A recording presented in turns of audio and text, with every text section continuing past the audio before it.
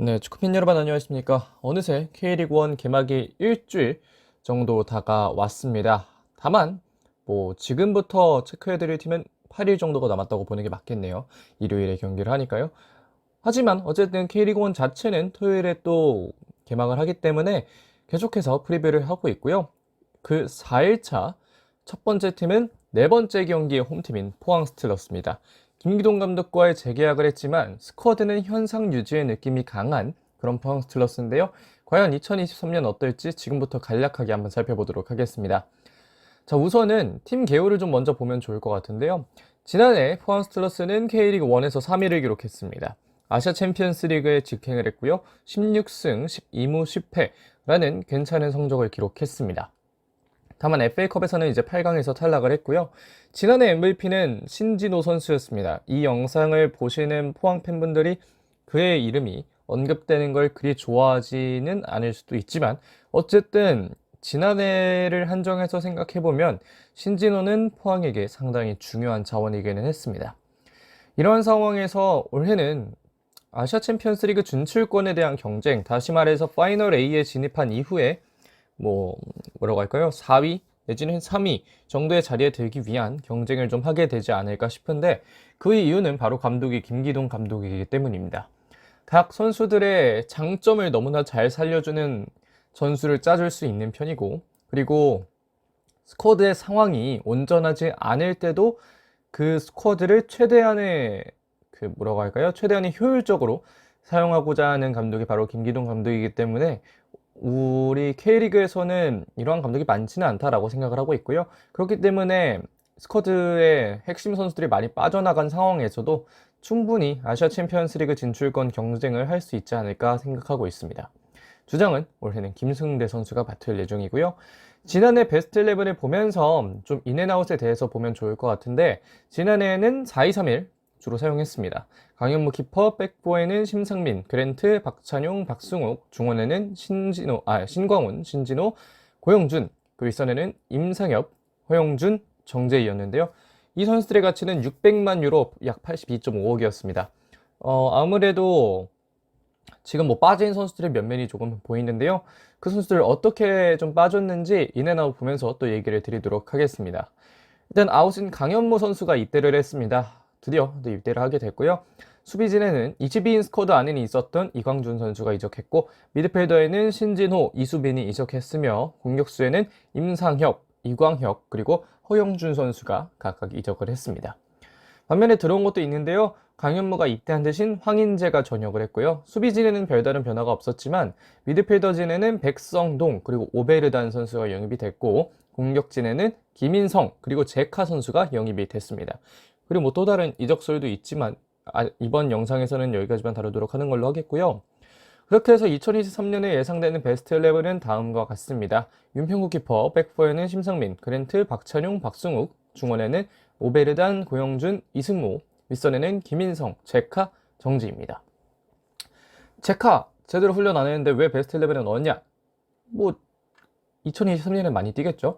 이승모 부상에서 돌아오지 않았는데 왜 넣었냐?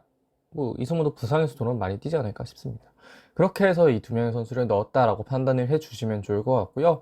오베르단 선수가 부여받을 출전 시간은 꽤 길 수도 있는 것으로 보입니다.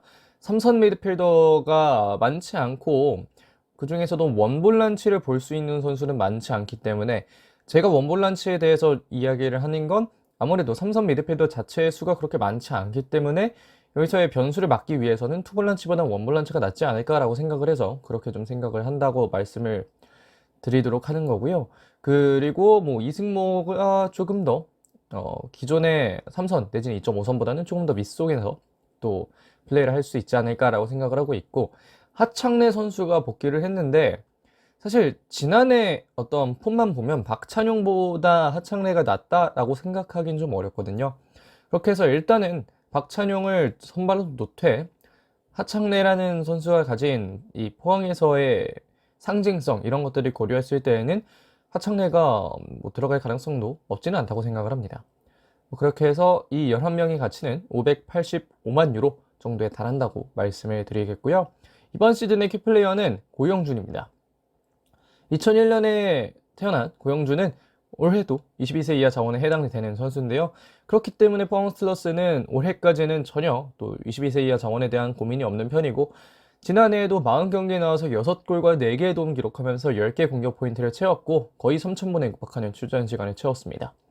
지난해 이 40경기를 뛴 건 팀이 치는 경기 중 딱 한 경기만 결정한 건데요. 리그에서 한 경기 또 명단에만 있었던 적이 있습니다. 이러한 시즌에서 올해는 고영준의 중요도가 훨씬 더 올라가는 시즌이라고 말씀을 드릴 수가 있겠는데, 이 고영준은 사실 이 현재 포항 스틸러스에 있는 선수들 중 메짤라의 자리가 가장 잘 어울리는 선수이기도 합니다. 고영준, 그리고 뭐 예를 들면 백성동, 이런 선수들이 가장 이 자리에 가장 잘 어울린다고 생각을 할 수가 있겠는데, 그 중에서도 고영준은 꽤 오랜 기간 김기동 감독과 함께 했고, 그렇기 때문에 김기동 감독이 고영준 선수의 장단점을 잘 알고 있고, 이런 점이 또 전술에서도 어느 정도 나타날 수 있을 거라고 생각하고 있고요. 그런 화력에 힘입어서 올해는 아시안게임 대표팀에 선발될 수 있을지가 상당히 궁금해집니다. 이전에 황선홍 감독의 인터뷰에 따르면 소속팀에서 잘 나오는 선수를 아시안게임 대표로 뽑겠다라고 이야기를 한 바가 있기 때문에, 뭐 이변이 없다면 고영준이 또 선발된 확률이 K리그 내에서는 가장 높지 않을까라고 좀 생각을 할 수가 있을 것 같아서요. 고영준은 올해 포항의 키플레이어라고 말씀을 드릴 수가 있겠습니다. 이러한 포항의 시즌 기대요소는 첫 번째는 센터백 주전급 자원의 탄탄함인데요. 그랜트, 박찬용, 하창래라는 엄청난 센터백들 3명에 박승욱이 들어갈 수 있습니다. 그렇기 때문에 센터백 3명 플러스 1명, 뭐라고 할까요? 이 뎁스는 상당히 강력하다고 생각이 되고, 이규백이라는 거물급 신인도 데려왔기 때문에 이런 점에서 포항은 센터백 걱정은 없을 거라고 생각을 하고요. 스트라이커 포지션에 보강이 있었죠. 허영준 선수는 나갔지만 제카의 영입에 성공했습니다.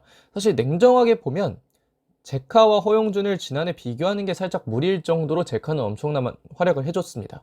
물론 허영준도 좋은 경기력을 보여주면서 또 득점도 많이 기록했고 했지만, 개인적으로 볼 때는 제카가 상당히 더, 이건 제 개인적인 기준이기 때문에 뭐 다른 의견이 있을 수도 있겠지만, 저는 제카라는 선수가 지난해 보였던 폼이 오히려 포항에 조금 더 어울릴 수도 있겠다는 생각이 들기도 했는데요. 거기에 이선 측면 풀이 다양화됐습니다. 김인성이라는 선수가 가져올 새로운 변화, 스피드스터의 존재는 언제나 스쿼드의 힘이 되기 때문에 이런 점은 또 포항 스틸러스에게는 상당히 큰 도움이 될 만한 또 영입이라는 생각이 들고요. 하지만 불안 요소도 있습니다. 일단 2명이나 이적한 주전급 볼란치 이수빈 그리고 신진호의 동반 이탈이 너무나 아쉽습니다. 신진호가 나갈 거였다면 이수빈을 팔지 않았을 텐데 신진호가 있을 거라는 생각을 하니까 이수빈도 팔았죠. 하지만 신진호 선수와는 이견이 있으면서 또 결국 신진호 선수를 떠내보낼 수밖에 없는 그런 상황이 됐는데, 2명이나 이 3선에서 빠지게 되니까요. 포항 스틸러스는 어쩔 수 없이 제가 앞에서 말씀을 드렸지만 원볼란치를 사용하게 될 수밖에 없을 가능성이 높은 그런 시즌이 될 것 같습니다. 그런 상황에서 주전 키퍼도 아직은 확실하지 않은데요. 황인재 선수가 전역을 했고 윤평국 선수는 지난해 강현무가 돌아오기 전에 포항의 골문을 지켰는데, 개인적으로는 윤평국이 조금 더 앞서 있지 않나라고 생각을 하고 있지만, 뭐 또 시즌에 들어가 봐야 알겠죠, 이런 점들은. 하지만 이 2명의 선수 모두 강현무에 비해서 확실한 우위를 갖고 있나? 이런 건 아니기 때문에 이런 점은 살짝 아쉽긴 하다라고 말씀을 드릴 수가 있을 것 같습니다.